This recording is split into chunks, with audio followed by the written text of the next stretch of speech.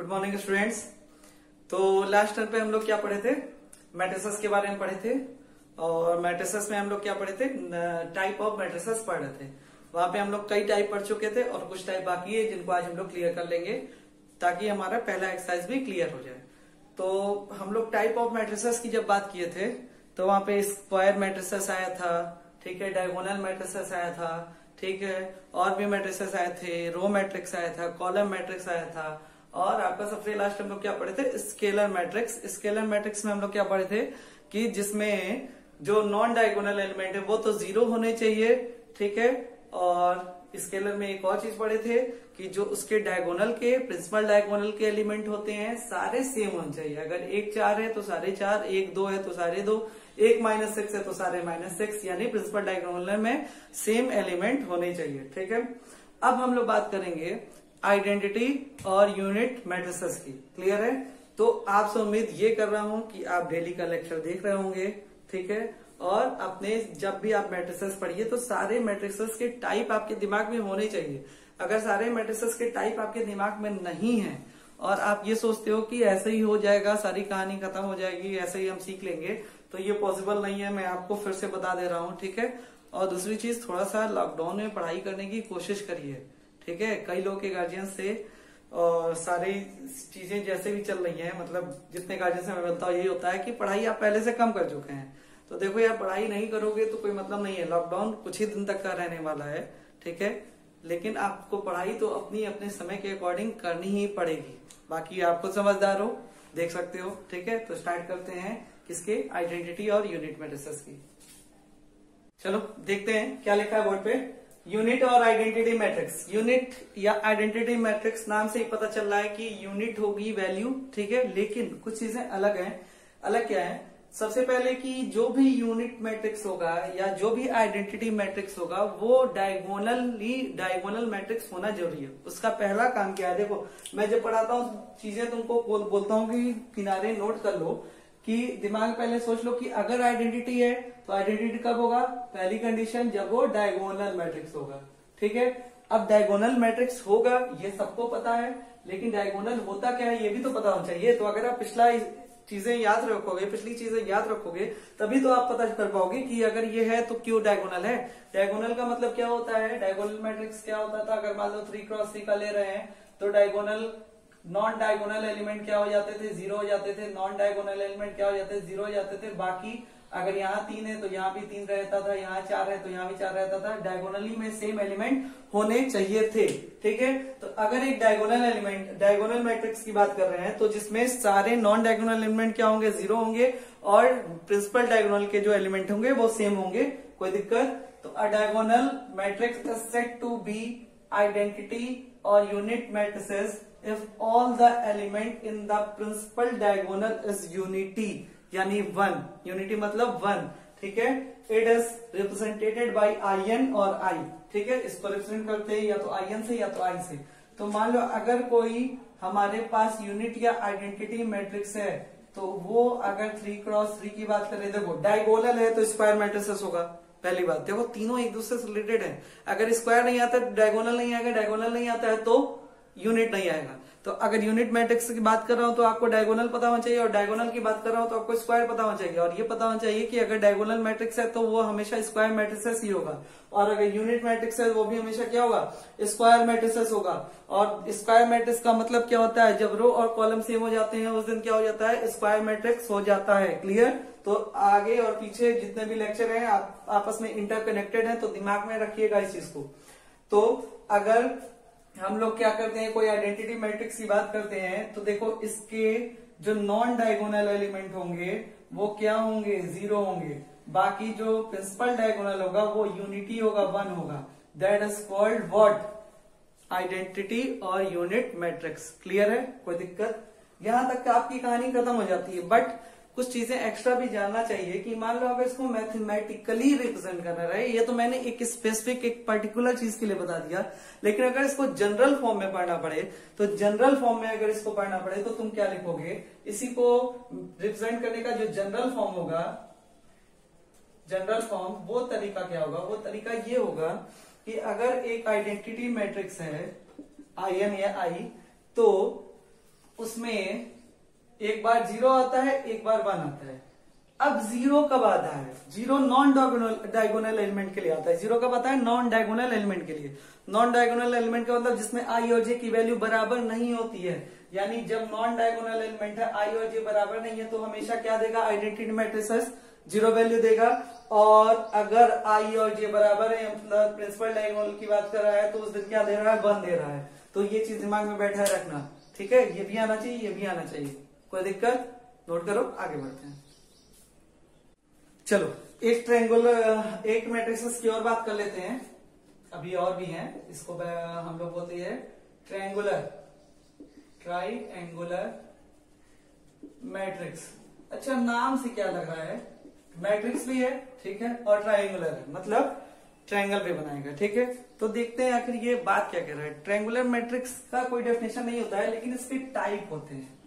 क्या होते हैं? टाइप। इसमें होता है एक अपर ट्रायंगुलर मैट्रिसेस या अपर ट्रायंगुलर मैट्रिक्स, और दूसरा टाइप क्या होता है? लोअर ट्रायंगुलर मैट्रिक्स, ठीक है। टाइप होते हैं, एक होता है अपर ट्रायंगुलर मैट्रिक्स और एक होता है लोअर ट्रायंगुलर मैट्रिक्स, ठीक है। अपर ट्रायंगुलर मैट्रिक्स का मतलब क्या होता है?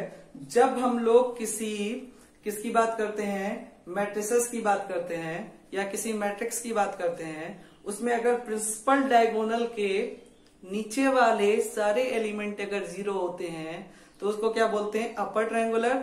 और अगर प्रिंसिपल डायगोनल के ऊपर वाले सारे एलिमेंट 0 होते हैं तो उसको बोलते हैं लोअर ट्रायंगुलर। मतलब उल्टा है, अपर बोल रहा हूं तो नीचे वाले 0, लोअर बोल रहा हूं तो अपर वाले 0। देखो ध्यान से एग्जांपल के थ्रू, मान लो कि अगर मैं लिख देता हूं 4 और 5 और 6, ठीक है, कुछ भी लिख दे रहा हूं।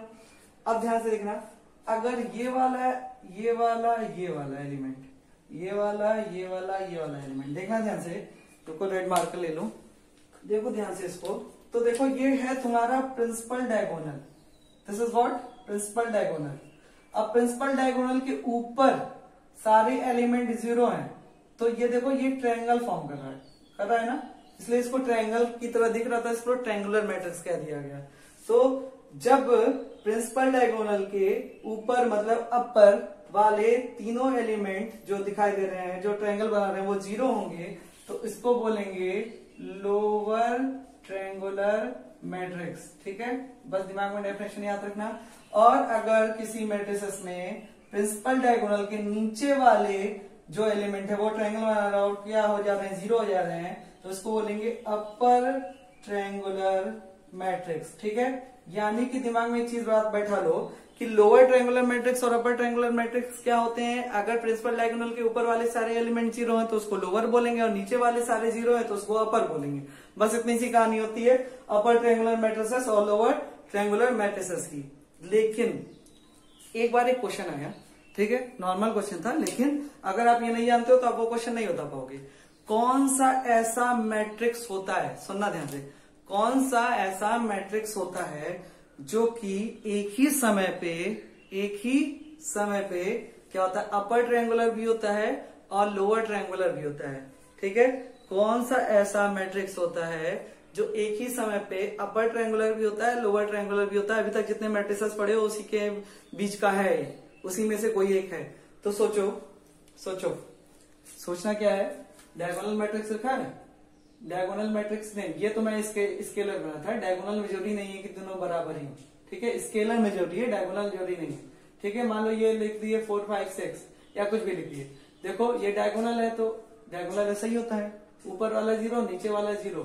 तो देखो एक ही समय पे डायगोनल मैट्रिक्स, यहाँ तो मैंने समझाने के लिए बताया ना कि अगर ये वाला ये अलग से ऐसे भी तो हो सकता था, मान लो 4 5 6 0 0 0 और ये हो गया 1 2 3, ठीक है। अब इसमें देखो प्रिंसिपल डायगोनल के ऊपर वाला केवल 0 है तो उसको लोअर ट्रायंगुलर मैट्रिक्स बोल दिए, और जिस दिन नीचे वाला पूरा 0 होगा, ऊपर वाला सारी वैल्यूज होगी, इसको क्या बोल दिए? अपर ट्रायंगुलर मैट्रिक्स बोल दिए, ठीक है। लेकिन जिस दिन कौन सा ऐसा मैट्रिक्स होगा जहां पे दोनों एक ही समय पे 0 हो, अपर ट्रायंगुलर भी और लोअर ट्रायंगुलर भी एक ही समय पे क्या हो? 0 हो, तो वो डायगोनल मैट्रिक्स होगा कि नहीं होगा? पिछला पन्ना पलट के देखना, डायगोनल मैट्रिक्स क्या होता है, तो समझ में आ जाएगा कि डायगोनल मैट्रिक्स एक ऐसा मैट्रिक्स होता है जो एक ही समय पे क्या होता है, अपर ट्रायंगुलर भी होता है, लोअर ट्रायंगुलर भी होता है। आप और भी डिफाइन कर सकते हो, स्केलर भी देखना, स्क्वायर भी देखना, स्क्वायर तो नहीं होगा, स्केलर देखना और मुझे बताना क्या scalar matrix is upper triangular and lower triangular both और नॉट। क्लियर है, इसको देखना और बताना। आगे चलते हैं दूसरे मैट्रिक्स पे, नोट कर लीजिए। चलिए ध्यान देखिए, एक नॉर्मल सा मैट्रिक्स है, अब कोर्स में था तो बताना जरूरी है, बाकी आपको आता ही होगा। ये इक्वल मैट्रिक्स क्या होता है, इक्वल मैट्रिक्स क्या होता है, इसकी डेफिनेशन क्या होती है। देखो, सबसे पहले जब दो मैट्रिक्स होंगे तभी इक्वलिटी होगा। जब तक दो चीज दुनिया में होगी नहीं तब तक आप इक्वलिटी और नॉन इक्वलिटी के बारे में नहीं बता सकते हो, कंपेयर नहीं कर सकते हो। कंपेयर करने के लिए भी आपको दो चीज की जरूरत होती है, तो दो चीज होगी तभी कंपेयर कर सकते हो। यानी इक्वल मैट्रिक्स जब भी आएगा, यानी एटलीस्ट यू हैव, आपके पास कितना होना चाहिए, कम से कम आपके पास कितना होना चाहिए, दो मैट्रिक्स होना जरूरी है। ठीक है, तो इक्वल मैट्रिक्स के बारे में क्या होना चाहिए, दे हैव सेम ऑर्डर। सबसे पहले ऑर्डर सेम होना चाहिए। मान लो दो मैट्रिक्स है ए और बी, अगर ए 3x3 का है तो बी भी 3x3 का होना चाहिए।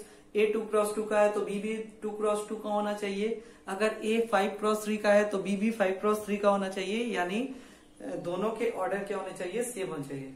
ठीक है, और each element of one is equal to the corresponding of the other. ठीक है, तो और ये भी है कि दोनों मैट्रिक्सेस के जो एलिमेंट होने चाहिए वो करस्पॉन्डिंग ऑफ द अदर होने चाहिए। यानी एक पहले मैट्रिक्सेस का, मान लो ये A11 है, ए क्या है 12, A21, A22, A11, A12, A21, A22।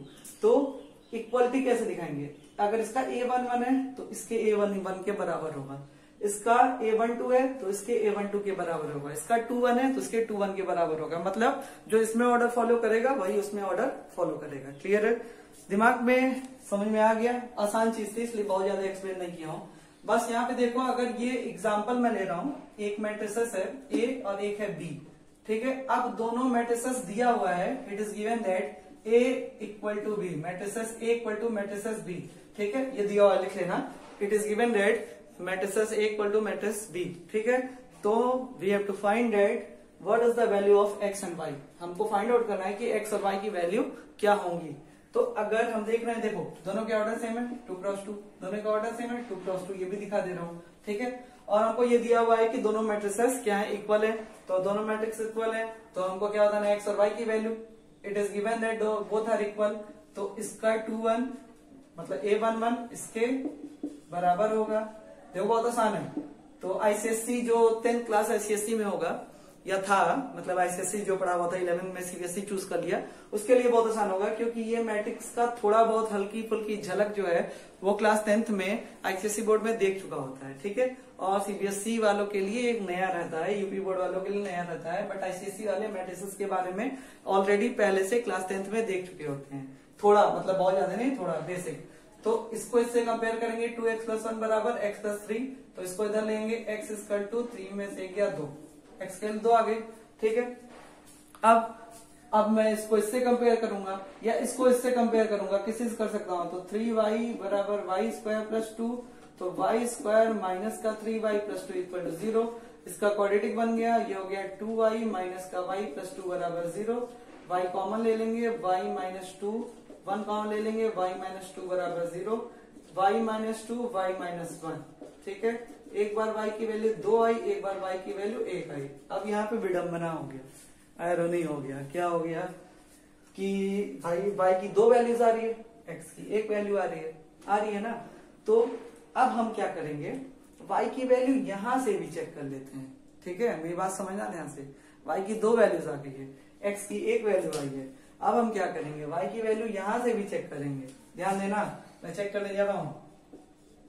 आसान क्वेश्चन है लेकिन फंसा देगा तुमको। तो ये किसके बराबर है, सॉरी माइनस इतनी वैल्यू -6 के बराबर है। ठीक है, तो y² - 5y + 6 बराबर 0। क्वाड्रेटिक बन गया, कितना हो जाएगा 6y प्लस का y माइनस प्लस का 6 बराबर 0। y कॉमन हो गया, y - 6, y 1 कॉमन हो गया। अब देखो यहाँ कुछ गड़बड़ हो गया क्या, अच्छा 6 में से गया 5, अच्छा देखो हाँ गड़बड़ हो गया है क्योंकि हम लोग गलत ले लिए हैं। इसको लेंगे 3y - 2y + 6 बराबर 0। y कॉमन ले लिए y -3, -2 कॉमन ले ली y -3, तो y -3 दोनों में कॉमन है, आ रहा है बोर्ड में, हाँ, और y -2 बराबर 0। y की वैल्यू क्या निकली, y बराबर 3, y बराबर 2। अब y की मैं वही वैल्यू लूंगा जो दोनों में कॉमन होगी, याद रखना, y बराबर 2, y बराबर 3, y बराबर 2, y बराबर 1, तो y बराबर 2 दोनों में कॉमन है, इसलिए y की वैल्यू कितनी हो गई, 2 हो गई। ये चीज दिमाग में बैठा है रखना, ठीक है। क्वेश्चन ठीक था। अच्छा देखो, अब आते हैं हम लोग, एक और टाइप आ गया symmetric and skew symmetric. Important है, देखो मैं लिख भी दे रहा हूं, इंपॉर्टेंट भी है, ठीक है। अब इसके बाद भी कुछ और मैट्रिसेस रहेंगे, उनको भी क्लियर किया जाएगा, इसको पहले क्लियर कर लेते हैं, परेशान मत होना, ठीक है। ध्यान दो, symmetric and skew symmetric matrix का मतलब, अब देखो मतलब भी समझना है और इसकी कहानी भी थोड़ी सी अलग है, और इसको दिमाग में बैठा है। स्क्यू सिमेट्रिक SSM में लिख दे रहा हूं मैं, ये सिमेट्रिक मैट्रिक्स, ठीक है, ध्यान देना। तो सिमेट्रिक मैट्रिक्स क्या होता है, फिर इसकी समझते हैं। सिमेट्रिक मैट्रिक्स क्या होता है, a matrix is said to be symmetric matrix, लिखना पड़ेगा भाई, symmetric matrix, sorry, matrix is said to be symmetric matrix, ठीक, if Aij equal to Aj for all ij, ठीक है, फॉर ऑल ij रहेगा कि नहीं रहेगा, रहना चाहिए। अगर Aj बराबर, ये फॉर ऑल ij लिखने का मतलब नहीं है, यहाँ पे गलत हो जाएंगी चीजें, फॉर ऑल ij ना लिखो तो ज्यादा बेहतर है, उसका रीजन समझा रहा हूँ। लिखा क्या है, a matrix is said to be symmetric matrix if Aij equal to Aj, ध्यान समझना।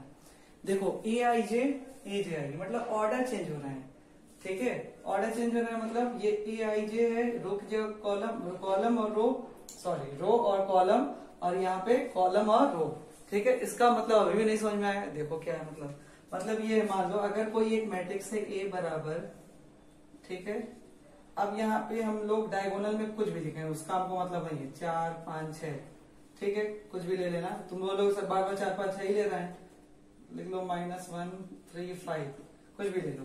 लेकिन अच्छा ये तो ये 1 1 है, ये क्या है 1 2, ये क्या है 1 3, ध्यान से देखना, ये 2 1, ये 2 2, ये 2 3, ये 3 1, ये 3 2, ये 3 3।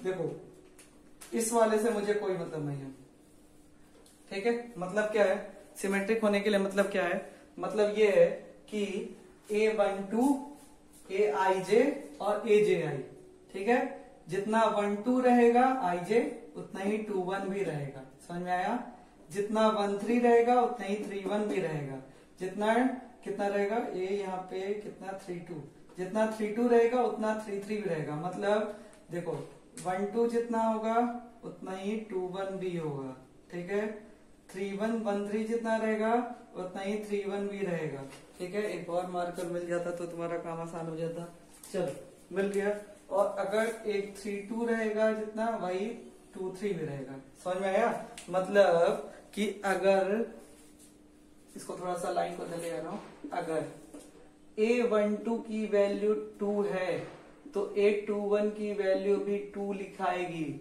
अगर A32 की वैल्यू -3 है तो A23 की वैल्यू भी -3 लिखाएगी, अगर A12 हो गया, कितना बचा है A23 की वैल्यू हो गया, और 32 भी हो गया, और 31 A31 की वैल्यू 4 है तो A13 की वैल्यू भी 4 होगी, यानी कि दिखने में ये कैसा होगा, ऊपर देखो दिखने में ये कैसा होगा, दिखने में आ रहा है ना, दिखने में ये होगा कैसा, दिखने में ये ऐसा होगा। पहले तो डायगोनल एलिमेंट हो गया, सही है, पहचानो कैसे, A12 कितना है 2, A13 कितना है A13 4, ठीक है, उसके बाद A31 कितना है 4, उसके बाद A21 कितना है 2, और A12 कितना है 2, हो गया, फिर बचा क्या -3, ठीक है। देखो ध्यान से, अब चलो देखो, कहने का मतलब क्या है हमारे पास कि जितना ये रहेगा A कितना A12 इतना 2 1 भी होगा, फिर कितना, ये जितना रहेगा उतना ये भी रहेगा, ये जितना रहेगा उतना ये भी रहेगा। डायगोनल से कोई मतलब नहीं है। तो सिमेट्रिक मैट्रिक्स, सिमेट्रिक कोई चीज भी सिमेट्रिक क्या होती थी, एक्स एक्सिस मतलब सर्कल बनाते थे तो एक्स और वाई दोनों एक्सिस पे होता था। इस तरह से जब सिमेट्रिक की बात करते थे तो वो सिमेट्रिक नहीं है, बस नाम से सोचो। जैसा 2-1 वैसा 1-2, जैसा 3-1 वैसा 1-3, जैसा 3-2 वैसा 2-3। जब भी ऐसी कहानी आएगी तो वो किसकी कहानी होगी, सिमेट्रिक मैट्रिक्स की कहानी होगी, जो कि मैंने बोर्ड पे लिख दिया है। कोई दिक्कत है यहाँ तक? नहीं है, ठीक है। तो सिमेट्रिक मैट्रिक्स में इतना समझ में आ गया आपको कि जैसी कहानी रहेगी A21 की वैसी 1-2 की, जैसी 3-1 की वैसे 1-3 की, जैसे 2-3 की वैसे 3-2 की। तो ये क्या हो गया, सिमेट्रिक मैट्रिक्स हो गया, लिख लेना। और दूसरा पॉइंट इसमें है कि किसी भी सिमेट्रिक मैट्रिक्स का ट्रांसपोज हमेशा वही मैट्रिक्स दे देता है। किसी भी सिमेट्रिक मैट्रिक्स का किसी मैट्रिक्स का अगर हम लोग क्या करेंगे, ट्रांसपोज निकालेंगे, ठीक है। जैसे मान लो एक सिमेट्रिक मैट्रिक्स है, जैसे मान लो एक ए है, सिमेट्रिक मैट्रिक्स है। सिमेट्रिक वही ले लेता हूं, -1 2 4 2 3 -3 4 -3 5। ये कैसा मैट्रिक्स है, सिमेट्रिकल मैट्रिक्स है, क्योंकि दिख गया होगा अंतर। तो अगर मैं इसका ट्रांसपोज निकालू, ट्रांसपोज का मतलब क्या होता था, डिटरमिनेंट में समझे थे, सारे रो को सारे कॉलम से या सारे रो कॉलम को सारे रो से इंटरचेंज करना। तो मैं इंटरचेंज कर रहा हूं, देखो ध्यान से, -1 2 4, ठीक है, 2 -1 2 4 को लिखे, 2 3 -3 4 -3 5। देखो जब मैंने कोई मैट्रिक्स सिमेट्रिकल मैट्रिक्स देखा और उसका ट्रांसपोज निकाला तो दोनों सेम आ रहे हैं, दोनों को लिखने का तरीका एक ही आ रहा है, यानी हमेशा सिमेट्रिकल मैट्रिक्स उसके ट्रांसपोज मैट्रिक्स के क्या होगा, बराबर होगा, चाहे उसका ट्रांसपोज किया जाए तो, ठीक है, कोई दिक्कत। अच्छा, अब स्क्यू सिमेट्रिक मैट्रिक्स से समझ लो, ये भी बहुत आसान है, कोई दिक्कत नहीं है। बस याद रखना कि एक माइनस का अंतर आ जाता है बस। A matrix is said to be skew symmetric matrix। किसी मैट्रिक्स को स्क्यू सिमेट्रिक मैट्रिक्स तभी कहते हैं जब aij इक्वल टू -aj हो जाता है, ठीक है।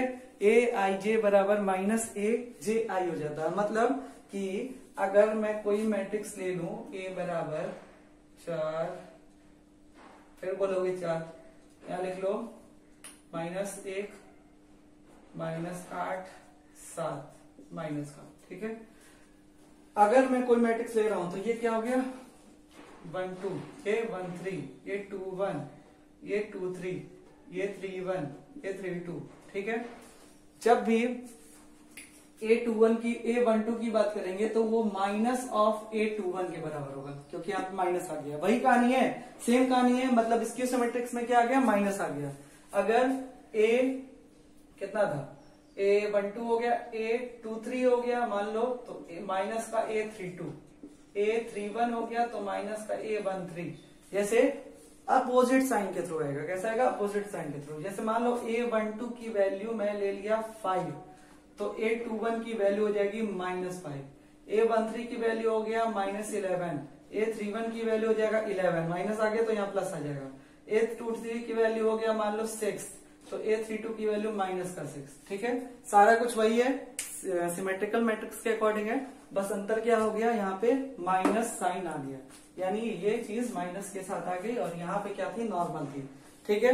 और दूसरी चीज इसमें याद रखना, दूसरा पॉइंट याद रखना है, अगर किसी स्क्यू सिमेट्रिक मैट्रिक्स का हम लोग ट्रांसपोज करते हैं, अगर किसी स्क्यू सिमेट्रिक मैट्रिक्स का हम लोग क्या करते हैं, ट्रांसपोज मैट्रिक्स निकालते हैं, तो A ट्रांसपोज बराबर -A होता है। और यहाँ पे क्या हुआ था, A ट्रांसपोज बराबर A हुआ था। तो याद रखना, स्क्यू सिमेट्रिक मैट्रिक्स में माइनस आ जाता है और सिमेट्रिक मैट्रिक्स में माइनस नहीं आता है, क्लियर है। तो हमारी यहाँ तक की कहानी क्लियर हो चुकी है, ठीक है। अब हम लोग नेक्स्ट टॉपिक पे पढ़ेंगे, थोड़ा सा कम्पिटेटिव भी पढ़ेंगे। कुछ मैट्रिसेस का टाइप आपके बोर्ड्स में नहीं है, आप बुक में खोजते रह जाओगे, नहीं मिलेगा, तो मैं उसको ही बताऊंगा, ठीक है। और अभी एक्सरसाइज कोई भी नहीं लगाएगा, पहले समझा दे रहा हूँ, पहले आप सारे मैट्रिसेस के टाइप पढ़ लीजिए। जब मैं बोलूंगा जिस दिन, आज के दिन से एक्सरसाइज स्टार्ट करना है, तभी एक्सरसाइज स्टार्ट करिएगा, अदरवाइज आपको दिक्कत होगी, ठीक है। बाकी तब तक के लिए थैंक यू क्लास, बाय।